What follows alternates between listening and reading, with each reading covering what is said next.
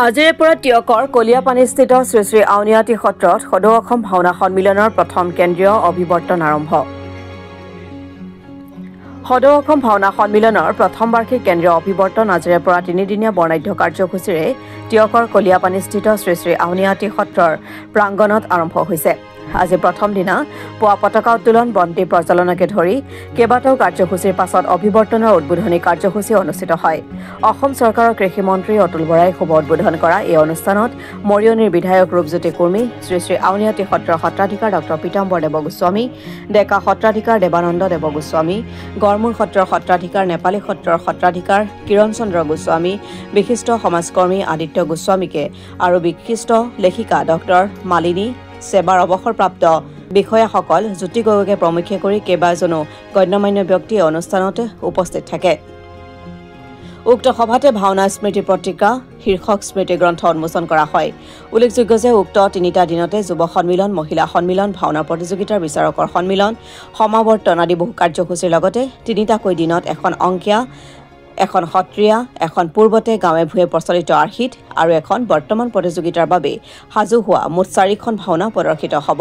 আজি প্ৰথম দিনা বিয়লি বিচাৰকৰ সন্মিলন অনুষ্ঠিত হ'ব আৰু সন্ধিয়ালৈ অংকীয়া ভাওনা, পাৰিজাত শৰণ আৰু সত্ৰৰ পৰম্পৰাৰে উটংক মুনিৰ গুৰুদৰ্শিনা ভাওনা প্ৰদৰ্শিত হ'ব। সেয়ে উক্ত তিনিওটা দিনৰ কাৰ্যসূচীতে সমূহ ৰাইজৰ উপস্থিতি সহায় সহযোগিতা কামনা কৰিছে উদ্যোক্তাসকলে।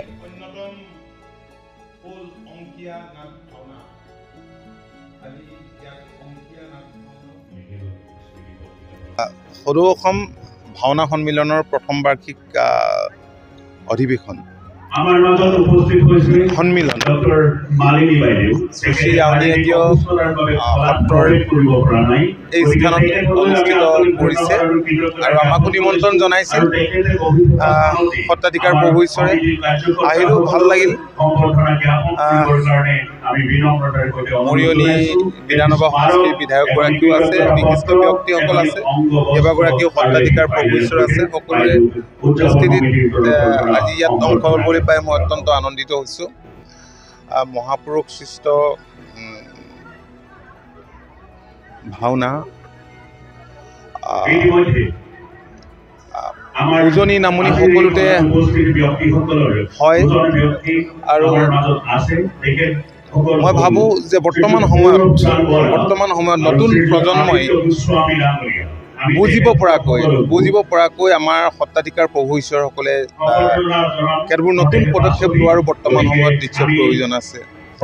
আজি ইয়াতেই আমাৰ সত্ৰাধিকাৰ প্ৰভু ঈশ্বৰে লিখা এখন অসমীয়া ভাষাত লিখা ভাওনাও ইয়াতে ভাওনা ভাগো আমাৰ